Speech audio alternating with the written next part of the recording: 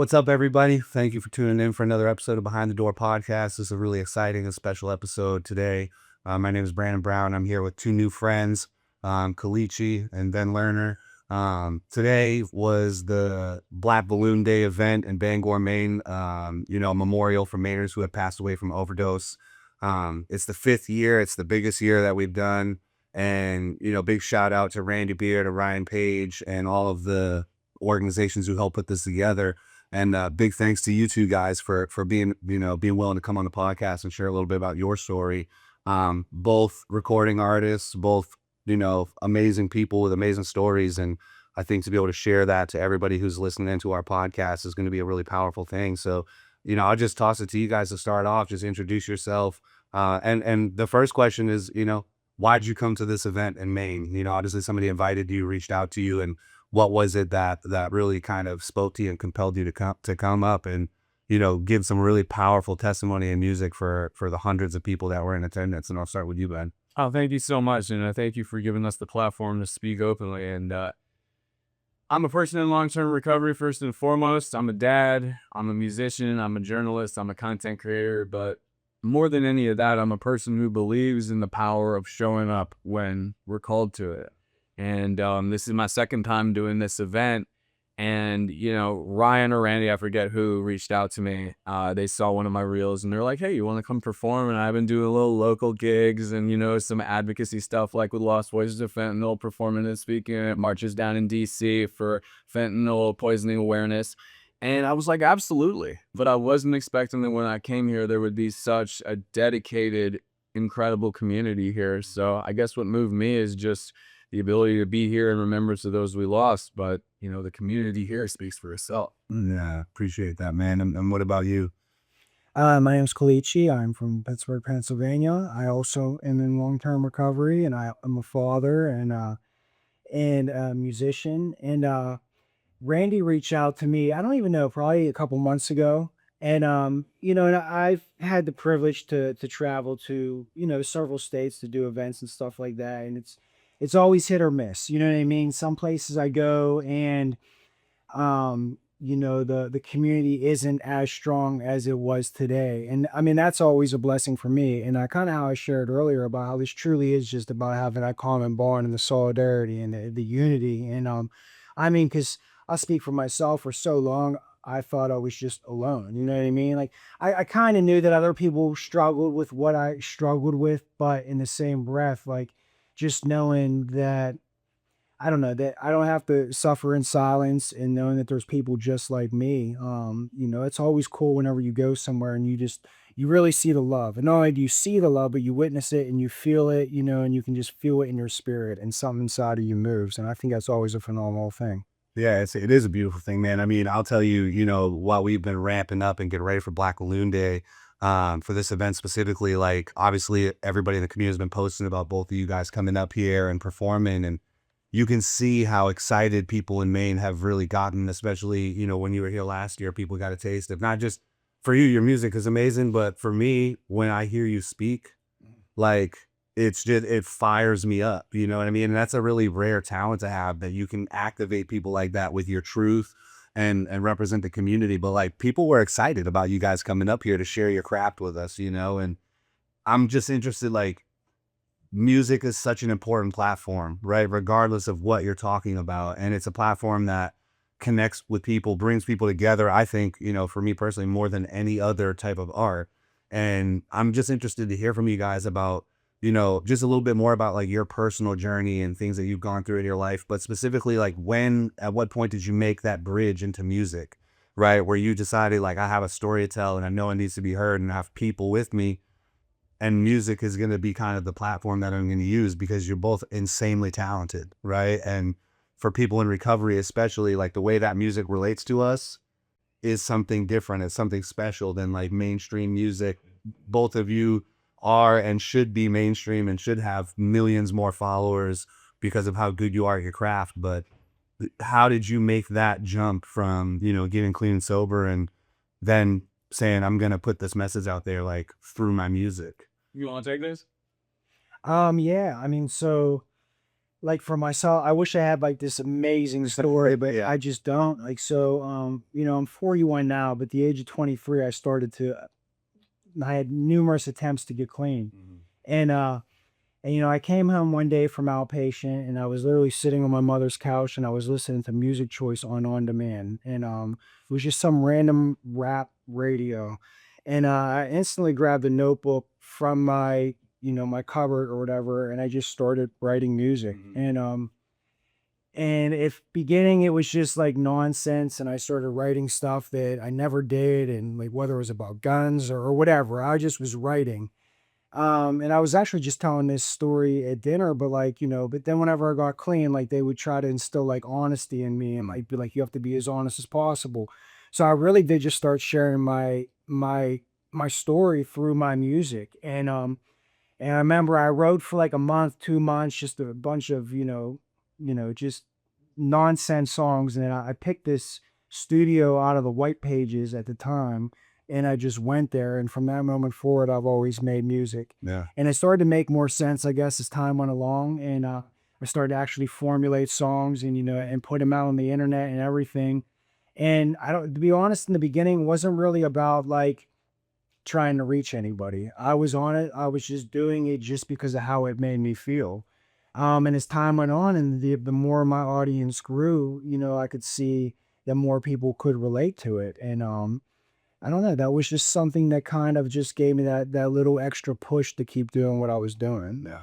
And fast forward, 18, 19 years later, I was just saying this also. Like I never would have ever believed that I am where I am today.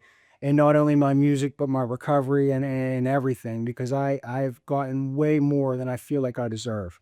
I've lived a life of just a horrendous hell. And to be here today, alive, breathing, and to be a family man is something that I don't ever take for granted. Yeah. Just a follow-up question to that, because I think this is something that in the recovery community we hear a lot, right? Is like, number one, I shouldn't be here. And number two, I don't think I deserve some of the stuff that is Mhm. coming my way. And do you think that like that piece of it is obviously a really personal part, right? Because we know the things that we've done, the mistakes that we've made, the lives that we've lived. And, how do you, in those moments where you have that thought creep in, like, how do you come back from it to say, you know what, maybe I do deserve this, or maybe my message is important? I really just believe that it's my insane thinking. Yeah. And I have good people around me, and I have good life coaches, sponsors, whatever you want to call them, that have done way worse than me. And I see how they've been able to forgive themselves, and they believe that that God has forgave them. So I mean, I feel that, regardless of how much dirt and how much grime, I may have done in the past, that I really try to make it up in the way that I live today, Yeah. and just always just try to lead by example and, like I was saying, like make healthy decisions, stuff that's going to help somebody, not harm them. Just, just be a good, just be a good person. Yeah.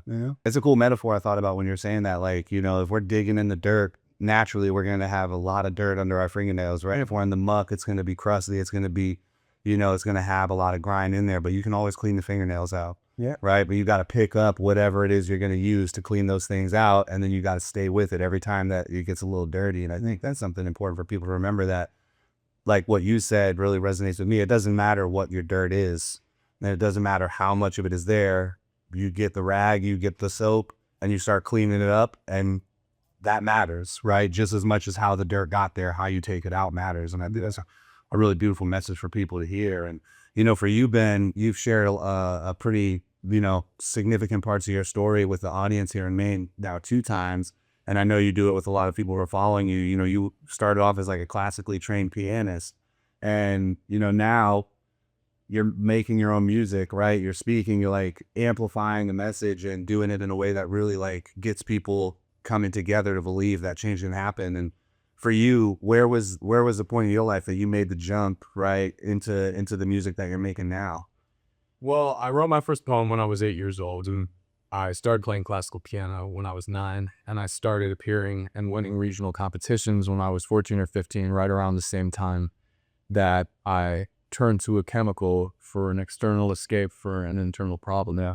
And, I mentioned this, but addiction doesn't discriminate. And the musical legacy in my family, apart from my mother, who is also an alcoholic in long-term recovery, being a wonderful jazz singer, my great-grandfather, Irving Berlin, is a fairly well-known American composer And I grew up with his Oscar statue on the mantelpiece, and my now late grandmother, who paid for me going to treatment coincidentally, rest in peace. And I guess that from the earliest age I could remember when I was growing up, my love of words and music, people typically see art as like a freeing thing. And it was for me. But the same way that if you grow up and like your dad's a star quarterback, right? People don't usually see art as competitive unless it's like competitive with sales or competitive with what museum you're in. But my arena wasn't like, you know, playing catch or nothing like that. It was the dinner table where we would talk, and where when I would play piano, my whole family would weigh in the same way. If you're like a family of doctors or lawyers, it's like that's your calling card. So I always had like this expectation that, coupled with my parents were wonderful, very encouraging and kind people.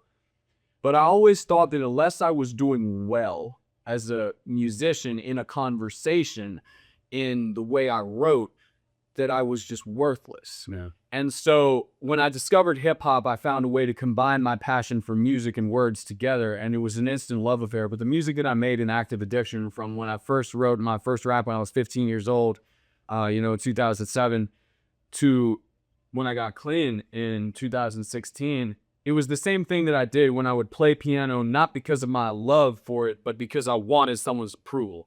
And that addiction to clout and approval before the rig ever hit my vein or the bottle ever hit my mouth manifested in the music. And I would exaggerate, like you're talking about with like the straps and different stuff like that in the music, because I wanted people to believe that I was this like suburban Scarface figure. So fast forward to recovery, I made a promise to myself that I knew I was never going to stop making music. And I made music, hip hop music, glorifying addiction for close to a decade, as long as my addiction lasted, almost.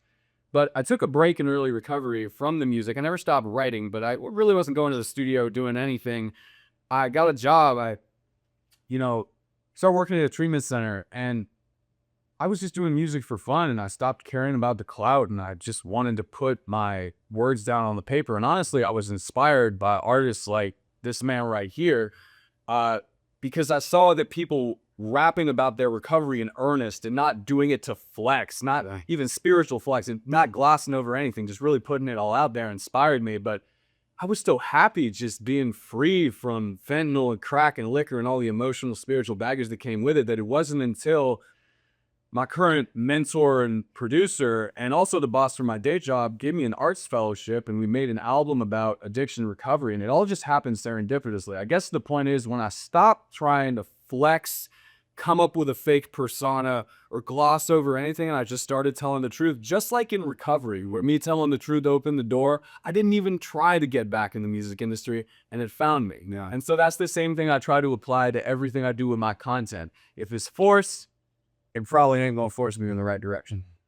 Yeah, that's a beautiful message, man. I mean, both of you talk about like this, need for honesty and recovery, right? And you both also talk about like how when you get into something that's a really popular like thing, like music and rap specifically, is like the natural tendency is to make music that's going to resonate with people, even if it's not truthful, right? Like I think about the music today that is super mainstream, that actually for the first time in my 37, 38 years of living, I always try to say I'm 37, I'm 38. I don't know why I forget that. Try to, be a little younger than I am, but like 10 years ago, 20 years ago, you didn't hear songs where rappers were talking about popping pills. You didn't hear songs where rappers were glorifying like hard drugs, lean, Percocets. And it's like, I have so many kids that I work with that know every word for word of every song that glorifies, using opiates in a recreational manner. And so naturally these kids want to make music, and it's like, that's the type of songs that they're creating, is like talking about guns and amounts of money that they'll likely never see in their life, no matter how big they make it, and talking about doing drugs. And then we have the music that you guys are making, right? Which is this like completely incredible, honest music about the places that you've been in your life and how those same things that are being glorified destroyed you at certain moments, right? And it's like when you hear it, it like that music enters your body in a different way, especially if you can relate to it, right? But you both say a very important thing, like when you stopped being somebody that you aren't, or when you started telling the truth about where you were at today, that's when like things really took off for you. And I think that's such an important message for everybody who's listening to hear, Because one thing that I know about the recovery community also is it's like it's competitive sometimes, right? Like where we're at in our recovery is competitive. Like you know, how we talk about the things we did. Like we've one symptom I've seen a lot of is like the like almost like the oppression Olympics. Like people are telling their stories about where addiction brought them and trying to go even lower and even lower. And the part that I think really is powerful for you guys is you just tell what it is. It's not about how low I was. It's not about how high I was. It's just about my truth and how I can translate it into music. And, you know, you're talking about some real shit, right? You're not talking about it's not this like, it's not a flex. It's not a glorification of anything that's happened. It's just a raw truth about where you were and how you came out of it. And I think both of you talked about today during the event about like this idea of like our stories matter, right? Our truth matters. And the only way that we're going to really continue to progress forward is to recover out loud and tell those things. But I'm wondering, like, what was that journey like for you? You know, where did you find your voice to be able to say, like, I'm going to make some songs that some shit with some things people might judge me for, but I'm going to put it out there anyway because it's my truth. You know, how did you kind of overcome that fear to be able to tell your story in the most raw, honest, and vulnerable way possible? And like, why is that important, do you think? I mean, honestly, I mean, for myself, I've really have just done it from day one. I don't know, like I said, there was just a sense of freedom with being able to divulge every single thing in my life that I went through. And, you know, whenever I first started making music and I was just trying to tell every single secret that I have, anything that was embarrassing in my life, any type of failure that I had, because I don't, it was just a freeing experience. And, I don't know, man. Honestly, for such a long time, it was just a feeling that I chased, because of the liberty that I embraced simply by just telling my story. And but I think it's very important, to get it out that way, just because so I'm not sitting there alone with these horrible, horrendous thoughts that I may have in my head. Do you think that for you, part of like, did you have to overcome like a certain type of fear about how people I mean, I information? had fear of literally just rapping in front of another human being. Yeah. So I mean, that was my fear. Yeah.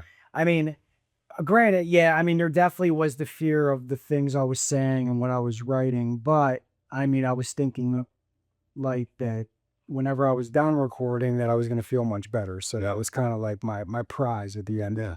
So almost like following an intuition, following a belief that like if I put this out there, like once it's released, I'll have like maybe like this catharsis, right? Where it's like, okay, I'm cool now. I put it out there and I don't have to like keep it in anymore. Absolutely. And once again, I was just sharing this, but like it was almost like just not letting anybody have any ammunition against me. Yeah. I figured if you knew everything about me and all the stuff that I did and how I felt, and all that, that you really could never come at me sideways and try to hurt me. Isn't that the most beautiful thing too? Like, I think that's something that that's a fear people struggle with is what are people going to do when when they do have the ammunition? But like, it's only in that release where people can actually see you, right? It's like almost putting that stuff out there and talking about some of that hard stuff when you've been at the bottom and letting all of it go is like at that point, the person that's across from you, whether it's a crowd of hundreds of thousands of people or whether it's like a person in a job interview, can actually like you've put all the bullshit out there for them to wade through, and now they can actually view you as the whole human. Not you're not hiding anything, and now we can kind of get to like your potential and your I truth. mean, it's true. Like I said, it's freeing. I mean, if you even just take a look at the 12-step fellowship that I practice, for instance, and you like just real, quickly just go over a fourth and fifth step, like that is what it intends to get all the garbage and all the stuff out of my life that, potentially is mentally holding me back or even can give me the potential to use again, or you know what I mean, or to cause more self-hatred or whatever. It's about like just ridding your spirit of anything, negative and damaging in the long run. Yeah, it's amazing, man. And I mean, Ben, you do it so like so eloquently, right? Like the way that you speak and the way that you actually get people to really listen to this part of the message, which is like put your story out there, like let your voice be heard, whatever it takes is something that I think everybody who has ever seen you perform or listened to you speak really probably walks away with resonating it resonates when you say it.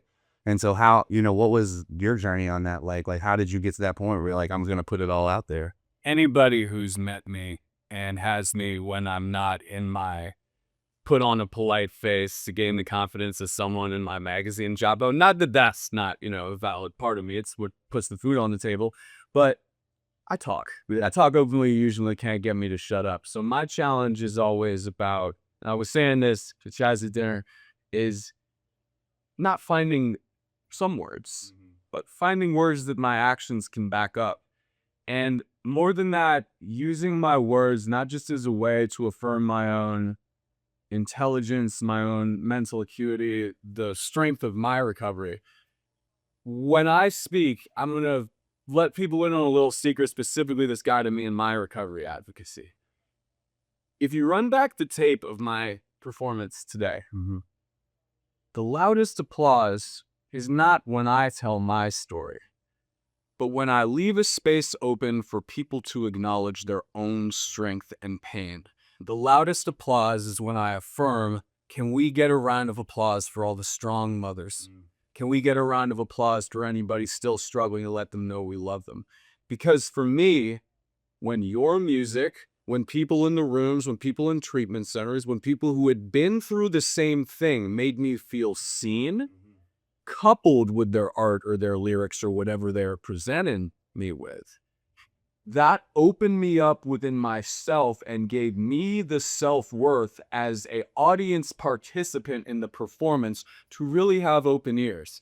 Because whenever I think about it, if I'm not in a good mood when I'm going to a comedy show, I'm not going to laugh. Yeah. If I'm not in a mood to be open, and even if I'm going through a tragic, grieving, powerfully, not negative, but painful state in my life, if I go to a fellowship event or anything related like a mental health summit and I'm closed off and I'm not thinking I'm deserving to be there, then it could be the most eloquently spoken, powerful message, but I'm not going to be open to it. So when I can detach from obsession about perfecting my craft, my gift, if it's rapping, my breath control and my rhythm, if it's speaking like the pace or like, the intensity or the way that I weave concepts together, and just get back to the same thing that guides my music, my reels, my writing, advocacy, and everything else is 3 questions. Would this have helped me in active addiction? Would this have helped me in early recovery?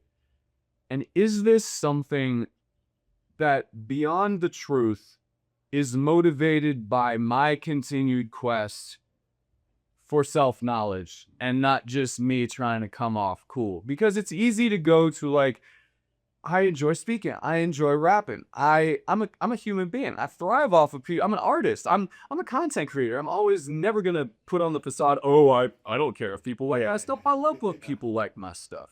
But I'd rather people like my stuff for what it really is and the value I believe it really holds than use the same kind of cheap tricks I used in active addiction, not just with the way I would screw people over, but with my music to get a quick clap. Because at the end of the day, that's not just going to be letting them down. It's going to be letting me down from the precipice that can come from seeking that validation when I really earned it through the validity and strength of my speaking and performance. Yeah, it's beautiful, man. I think it's what you just said is so important for people to hear, right? Like to ask those 3 questions, but then also to like come at something with a really authentic, perspective and intention, right? Because like I think you said it like perfectly. We all want validation, right? No matter where we're at in life, whether you're at the worst moment of your addiction or the best moment of your recovery, as human beings, we all seek validation in some form or another. And so like the more you capitalize on receiving validation for something authentic, actually the better it makes you feel and the more transformative it is, right? And, one of the things that I think about is, I see one of the biggest problems with like re-entry from incarceration as being that people come home and they hide, like not physically, right? They hide parts of their story because we come out with this mentality that like, man, nobody wants to hire a formerly incarcerated person, a felon, a convict, whatever we call ourselves on any given day. Nobody wants to date a convict. Nobody wants to acknowledge the humanity of somebody with a felony record or a record that's as long as my arm, which many of us have, right? But like what you were talking about, Collichie, is that there's something that happens when you just put it all out there. And there's a part of your story that you told today that specifically really spoke to me. And it's, you were talking about being in some of these like really notoriously bad places during your addiction. And one of the places that you referenced was like Kensington and Philadelphia, right? And the reason that resonated is because our podcast was born from Jeremy getting his prison door. And it was like 3 months ago, we were invited to be on a panel with Larry Miller, who's the CEO of the Jordan brand, and who, did a prison sentence as a youth and then a couple prison sentences as an adult, and then rose to like, fame and fortune essentially after by keeping the secret of his criminal past. But it came to a point when he was CEO of the Jordan brand where he said, this is a part of my story and I have to tell it and people can heal from it. And while we were in on that panel, it was in Philadelphia, Jeremy actually took the door to Kensington and posted it up, right? And the story of how many people came up to him and talked to him because it's such a recognizable thing and that geographical location was something that like we just sat with and we talked about like how this door means different things in different communities based on the way our system works, right? And to hear you talk very openly and both of your lyrics especially, right? Like they're not sugar coated. They're graphic, right? To talk about the intricacies of addictions, the physical effects of addictions, like the way like the feelings, the process and all that. For somebody who's never done drugs before might listen to those lyrics and be like, what the hell is going on right now? But you're offering that full vulnerable story with details because it connects people, right? To be able to say like, I hear that, I live that, but also I don't have to be that anymore, right? And so it's just like a really beautiful thing that both of you guys do just with like the contents of your lyrics, the way you put it together. It's what makes you incredible artists, but I think more importantly, it's what makes you like incredible people and really inspiring people because there's a lot of people who are sitting in that audience are like, I would never tell that. I would never say that, but you found the power to do it. And I think just like the next question is, you both travel, you both play your music, like you're doing all kinds of advocacy in different formats. You're doing all kinds of stuff, like with your music and speaking out and telling your story. And I heard from a lot of people for you too, Collichie, today that some of the most powerful moments for you was actually in between the music, right? Like the music resonates with everybody, but it's the in between when you're really like slowing down and telling parts of your personal story that people see you and like, holy shit, like this guy's the real deal. And I'm interested in like, it's a two-part question. Like number one, how is the experience of being received by people in that way been transformative for you? But on the flip side, how do you deal with the criticism when it comes, if it comes in whatever form that it comes? Because I think that's something we all have to learn to deal with, right? Facts. What was the first part? I'm sorry. How has it been transformative for you to like go places and be received and feel connected to so many people through your music? I mean, it has been nothing short of surreal to be able to travel as much as I have and meet all the people that I have, but it's just incredible to meet so many people from different walks of life and and once again just everybody having something in common as far as just just trying to get like another day clean. And I don't know. I mean, I know for myself that it's a good feeling. It's a good feeling to know that you're, able to help somebody or just share your story. And kind of how you were just sharing earlier too. And I'm sure Ben, as people messaged him also, like I've had, family members reach out to me and tell me that like they never knew what their daughter was going to until they listened to my music. You know what I mean? Or they have a loved one that is struggling with addiction and they could never really grasp like the full concept of why they were doing this insane stuff, until they, listened to my music. So I think that, it goes further than just people that are struggling with addiction and it just be able to help families all across the board because I mean every single person that we know has been affected from alcoholism or drug addiction, so just to be that shining light of hope and even that sense of having just being informative to just tell people how it really was, I think helps a lot also. And then how do you deal with any criticism that comes your way? Because I assume there's probably a segment of the Yeah, podcast. I mean, there definitely has, but we were also discussing that earlier. I mean, Yeah, I mean, not everyone's gonna like what we do. You know what I mean? Or not. People are gonna say stuff. And honestly, the more popular you become, the more hate you are going to receive. And it does not matter how genuine or how pure your content is. There's still people out there that are miserable and hate their lives and want to do everything they can to possibly bring somebody else down. So it's very important to me, like I was saying, like I have to always lead by example. Yeah. You know, there's this saying that like I might be the only basic text that somebody sees. You know, so that's like really what it's about. I have to carry myself. I attempt to carry myself, you know, in a positive manner at any given time because I really never know who's watching. Because there's been so many people in my life that have inspired me, and I never really got the chance to tell them like, you have no idea how much you've helped me, you know. So to understand that there's people always watching me regardless, and that I have to just be attempt to be like a good person. Yeah. That's a great piece of advice. Yeah. What about you? How have you dealt with the connection and the criticism? Well, I think that connection and criticism are both the opposite of indifference. Criticism still stems from connection. It just might not be connection in the way that you hope that your content or music will resonate with people. And that's how I have to deal with it. I was talking with him earlier. I think that at a certain point, whether it's just from exhaustion, desensitization, no one beats the internet. Yeah. The internet is not just full of people, but full of bots, full of algorithms. You're not gonna win. And when I first started with this, I'm relatively new to the whole content creation and internet music thing on the scale that I'm doing it now, relatively speaking. And so when the platform first started going on the Meta apps and then on TikTok and all of that, and I started getting viral is really very relative. There's people who get billions of views, but when you get several million views on a short form video, regardless of how positive the overwhelming response is, you're going to get hundreds, if not thousands, of negative comments, even if that's only like 5% of the total 10,000 comments.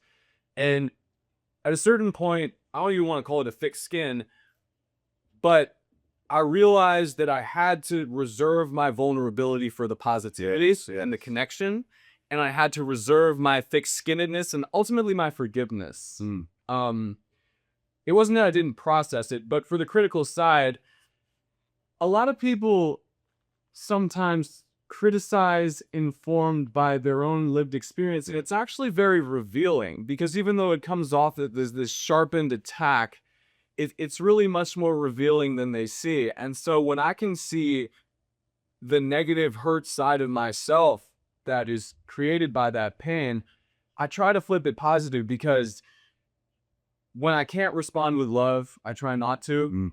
But when I can't respond with love, it's usually because I'm hurt too deep to open up. And when I see people who have been hurt by real pain, moms who have lost their kids, people who have, lost irreparable aspects of their life to addiction, leading from love at these types of events, it doesn't just inspire me to keep going and keep connecting with people. It inspires me to share whatever I can with the people who might be on the fence, might be super judgmental about recovery music, recovery content, whatever it is, because at the end of the day, for me, the definition of recovery advocacy isn't just preaching to the choir or people who already believe. It's having the self-love and the authority to stand on the principles in a room full of people who don't agree. And still walk away, not unscathed, I'm a human, but unshaken in the resolve to not just stay grounded in my principles, but stay alive and sober and able to keep moving forward and doing it. That's huge. I'm a firm believer that transformation doesn't happen when you speak to the audience that understands. Transformation happens when you speak to the audience that doesn't understand, right? And so, if we look at both of your responses, it's like, it's the roadmap for people to really understand that, like, the bigger you get, the more people are going to come for you, right? And that when the people come for you, not only is it a form of connection, but it's an opportunity for education, right? And there's people in the world, like you said, you can't beat the internet, and you just can't beat certain people's perspectives. It's so ill-informed, right? But what you can do is you can educate. And that's what, like, I'm not sure if you guys identify as educators, but you are, right? Like the way that your content, like just the whole the whole thing of the music that you're making, if somebody actually takes the time to sit and listen, they're going to be educated about things that they might have never known about. And for you to talk about Collichie, people have reached out and say, I never knew what my daughter was going through until I listened to your music. Yeah, on the surface, it might be graphic, it might be tough to sit with, but it also might be the very thing that makes somebody go, holy shit. Like, I never even thought about that, right? And at the end of the day, I'm a firm believer in this too. Like, we have to embrace the criticism and not always be unscathed by it. We're human beings, like certain things hurt, right?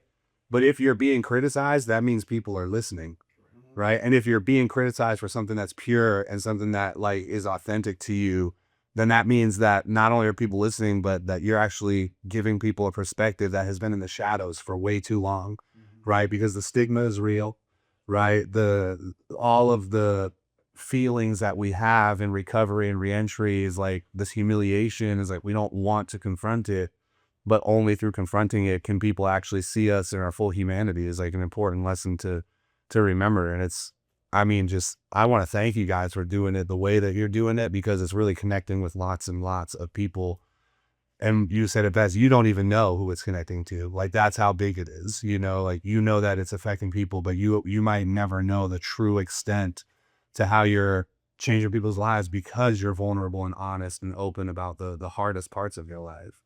And I gotta ask you just one more question before we close up, right? Like you both talked today and actually you both had songs about being a father, right? I'm a father. Anybody who listens to us consistently knows that I have a 15-month-old daughter and like my life was flipped upside down when I found out I was having a child, right? It's like everything that I thought mattered before does not matter to me anymore.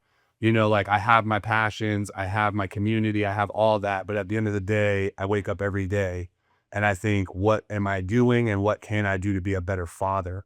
Right. And for a lot of people in recovery, a lot of people in active addiction, and everybody in between that has kids, like the power of that child is so important. And sometimes it's the shame that keeps somebody from really saying, like, I'm going to get better. Right. Because they like, it's that fear of failure. It's all those things. But both of you said that, when you had your children, it changed everything for you. And so I just want to give you an opportunity to just like talk a little bit more about that, this shout out to your kids, shout out to my daughter. But like, why is this so powerful for you? Like, why is becoming a father centered the need for you to be the best person possible now more than ever? You want to take this? Yeah. I mean, kind of how I talked briefly today. I never met my father, so it was always my biggest fear in life was to a girl to tell me I'm pregnant. I mean, that was paralyzing fear to me. Um, and whenever my daughter was born, and I remember like staring down in the incubator at her, and exactly what you were just saying, like the type of shoes that I had didn't matter anymore. How fresh my white tee was, the social acceptability, like truly, like I don't just something inside of me like instantly changed. And for someone like myself too, and this is hard for me to admit, but whenever my child's mother was pregnant, like I even like struggled, like am I capable Mm. of loving this baby? Like, you know what I mean? Do I have it in me to actually like love something on that type of a deep level? And like I said, the moment she was born, it was like just a light switch. And I don't know, man. We get motivation and we get, dedication from everywhere. And my daughter has been, my biggest supporter. And since day one of being a single parent, for the first 5 years of her existence, it was just her and I. And just real recently, having a fiance, we're getting married. So, and now I have a son, 10-year-old, and man, we blended our families, and it just is just an incredible feeling because, you know, I know that like they have a safe environment to come home to every single day. You know what I mean? They see how my son sees how I treat his mother and vice versa. You know what I mean? And it's just a very just healthy environment for them to grow. And they don't ever have to worry about like just the chaos or destruction or the things that come along with active addicts in a household. And it is, man. And I hate to say, I don't want to say that I minimize that. Like I lose sight of that sometimes because I get so busy with life in general and just thinking about this and that. But the blessing of just having this safe place for myself and my family is absolutely priceless. And yeah, my life changed forever, whenever I became a father. And I'm telling you, like, I can't cry in front of other people, but like if I was like alone and like I just think about like my daughter and like how far we've came, like it just gives me chills because I know who I am, and I see the person that I became that completely different from the person that I once was. Mhm. Being able to be responsible, being able to be accountable and trustworthy and loving. I mean, it was all these things that were so foreign to me at one time. And now they're just the way of life for me, And they're the first nature. The first thing I do is try to practice spiritual principles in my life. And it's been such a blessing. It's amazing. Yeah. Talk about your sons, man. What do they mean to you? I was down in New York City for what I believe to be my dream. Really before I started getting active on social, with growing the platform even. During COVID, I submitted a video of a song from my first indie classical piano rap album to a Funk Flex Facebook contest to be part of the Unsigned Cipher. And I thought it was a scam, but I thought just on the lark. But fast forward a year and a half when the restrictions come up, and I'm down there with Funk Flex, one of my biggest tastemakers in hip hop, separate from any like recovery based hip hop. But I'm freestyling for him about recovery, and he's open to the message, and I have that moment, right? Shake hands with Flex, thank him for all he's done for hip hop, and I'm in the city with my girl who I've been cohabitating and living with for the past 2 years, and she says, "Hey, when you're going out of that deli in that Dwayne Reed and our hotel near Times Square, you grab a pregnancy test." And so the moment it came up to Stripe, man, I'll love the Fun Flex. I didn't really care about that anymore. Yeah. And it's not that I didn't care about music anymore. It's just that I had to do a lot of healing and recovery, and I had a privilege of having almost 6 years sober. 6 days after Jude was born, my first son, I celebrated 6 years. And, you know, to those who have lived it, they know. Yeah. They know the feeling of what it's like to look in a being that is that close to call it God, call it universal essence. I call it God, but you see the light, you see the life, you see the absolute essence of yourself, and not just your physical genetic reality, but your spiritual reality reflected in something that is every bit as tender as your innermost child that you broke down in active addiction and are rebuilding gradually. And as a little bit of humor, the first thing I'll say is people say, oh, people in recovery can't be parents. They're not cut out for it. The only difference between active addiction and early parenting is that it's not me who's the one throwing up and messing up my pants at 3 a.m. in the morning anymore. Those chaotic nights in active addiction actually prime the pump for me to be able to be present for my kids and deal with that chaos and feel, comfortable in the chaos of being a parent. And every single lesson that I've learned from Jude and then Max, like, I was terrified just like you were of having 1, 2. It's like 2 under 2, that's what they called it, because it was. Jude was 1.5 when Max was born, and I was like, there's no way with my job and the platform and like all these things. But it actually made everything at my job and everything with my content better, because every single moment I spent away made every single more moment I was with them infinitely more precious. And when I got out of my own way, it actually potentiated the time I was in the studio because I couldn't wait to get back to them. It potentiated the time I was at my computer when I let it. And sure, I get dragged down by anxiety. It's like, oh, I got to change this diaper and get him ready for this play group. And then I got this meeting and all that. But at the end of the day, man, having a life that's this full, separate from anything related to outside of the family unit is a blessing, man. And just being able to heal myself and work towards loving myself more and having that love spill over onto them and vice versa. you can't put a price on that, man. The stamp bag and the little $1.50 vial of Bacardi Limon from the package store can't do that, man. There's nothing that can do that except that moment. Man, you guys are like just like piercing me right now, and like honestly, some of the things that both of you said are also like healing me in this moment too, right? Because something that you just said, like, I have a daughter 15 months old in a different country. And like I did 13 years in prison from 22 to 35, right? And like that shit was hard. And nothing compares to being away from my daughter, right? Like the hardest thing I've ever done in my life is spend consecutive days not with my daughter. But something that you said just like it resonated because it reminded me that I feel the exact same way. Like in some ways, as hard as it is to be away from her, every moment that I'm away from her makes me latch on to every moment that I'm with her, like 10 times more. Right. And, when I was just kind of reflecting on my experience here in both of Utah, because like, when my daughter was born, I actually had to fight to get my probation terminated just to be there. Right. The state of Maine told me you can't be a father. Right. You can't leave the country while you're on probation. So sucks for you, sucks for your daughter. But, you shouldn't have made that mistake 20 years ago, basically. And I had to fight in court just to be physically present for my child.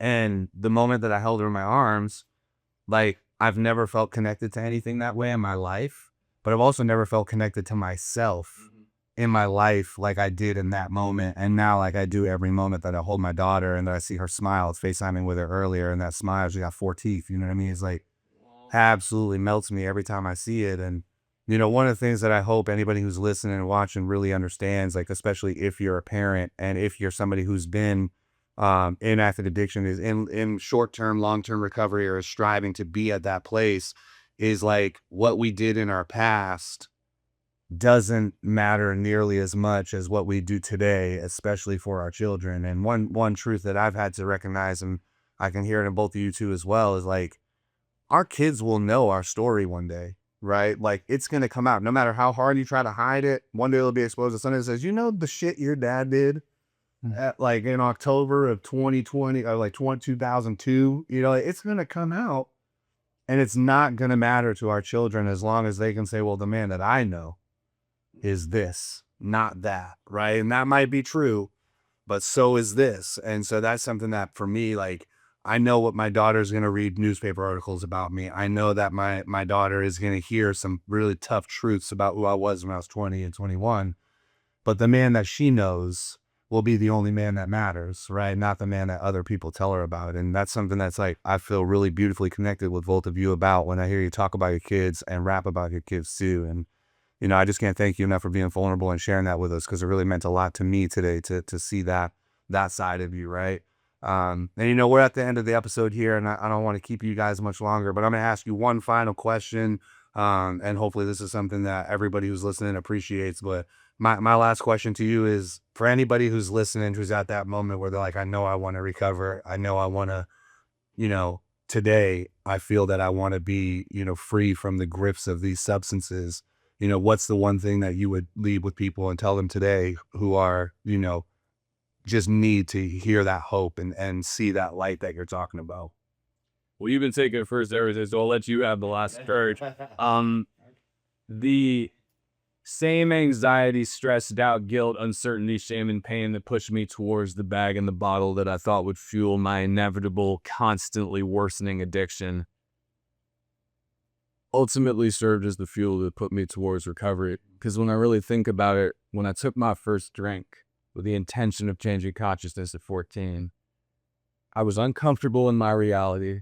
I didn't see any other way of escaping, and I wanted relief. Mm-hmm. And at the end of my active addiction, I was uncomfortable in my reality. I didn't think anything that was working in my life could help me, and I wanted relief. The only difference is when I picked up that first drink, it came in a chemical. And when I was 24, my current sobriety date, I found a solution that was greater than any chemical or any specific material thing. It was the whole world. It was the whole fellowship. It was the whole community of people who place their trust in something bigger than a bag or a bottle. And so people might think their cravings make them destined to use forever. their trauma, their mental health issues, and the intersection of all of that, their lack of faith in God or otherwise, in anything. But it's that same electric restlessness, like specifically when you're going through opioid detoxes, it's like restless legs being like separate from the digestive stuff and like, the back pain and the sniffles and like all that stuff. I used to hate that food. But then when I was finally in that last treatment center, I realized there is electric energy coursing through my body and it's not comfortable. It's making me want to stay up all night, no sleep, like jumping out of my skin. I was like, see if this can push me forward, bro. And I wish I had known that about 4 years earlier, man, when I was first starting to get dope sick and in the cycle, because that energy that you think is going to push you inevitably back can push you towards recovery once you're ready to love yourself enough to make it happen. That's beautiful, man. Yeah, and I mean, I guess all I can say is that I don't know, is sometimes the most powerful thing an addict can do is ask for help, and really just reaching out to people that you trust and that have your best interest at heart, and I know how difficult it can be, to really, for so long I wanted to change my life, but I just felt like I just didn't have the strength to do it, but seriously, once I like started giving myself like an honest chance and got around like the right group of men to really like just guide me and direct me, and like I mean the first year of my my sobriety, I didn't make any decision on my own. I had people that truly held my hand or showed me how to open a bank account or showed me how to do even just the most simplest things, because I didn't know how to do anything. I had to be open. I had to really be open to take suggestions, and I had to be willing above all. And but I was just so broken that I was just so desperate to just try any new way of life. But that's the first thing I would say, is that you just really just got to reach out to people that care about you, and get help in any way that you can. Yeah, and I'll conclude that thought just with one of the things with Recovery Connections in Maine. My co-host for this podcast is the founder and executive director of Arcom, and one of the things they always preach and they always say, and I know that they all believe, is that the opposite of addiction is connection. Right? That's what it is, right? Sometimes when we're in the throes of addiction and we're in the throes of like all that's going bad, it's the most isolating thing you'll ever experience, right? Even when you might have 100 people around you, but you still feel that isolation. And so, for anybody who's listening, who's at that moment where you're like, how can I turn this corner? How can I, change it up and like really start to get to where I want to be? It's about connection, reach out to somebody. If we didn't see it today, we'll never see it, right? Like that community is beautiful. That energy that's circulating through the room is beautiful. And, one thing I think we learn in these events, like this Black Balloon Day event, is like, you probably haven't gone through something that somebody in that room also hasn't gone through, right? And there's somebody there to connect to. And at the end of the day, the thing I love the most about this community in Maine and everywhere else I've been is the love, right? It's genuine, it's not judgmental, and it's just there. Like, doesn't matter who you are, it doesn't matter how much dirt is under those fingernails, right? The love is there. And that's the thing that I think is the first step into the healing journey, because it'll teach you to love yourself, right? And that's been something that I think all of us probably can relate to. So, man, I can't thank you guys enough, for sharing your words, sharing your wisdom, sharing your spirit with us here on Behind the Door today. And I'm excited for everybody to hear it. And, just thank you so much. This has been another episode of Behind the Door podcast. Thank you to everybody who's listening, everybody who believes in us, and, stay tuned. Someday we'll have guests of your caliber come on again, but for now, thank you for being the ones to come in and share this message and for sharing your art today, man. We appreciate you, and Maine loves you guys, man.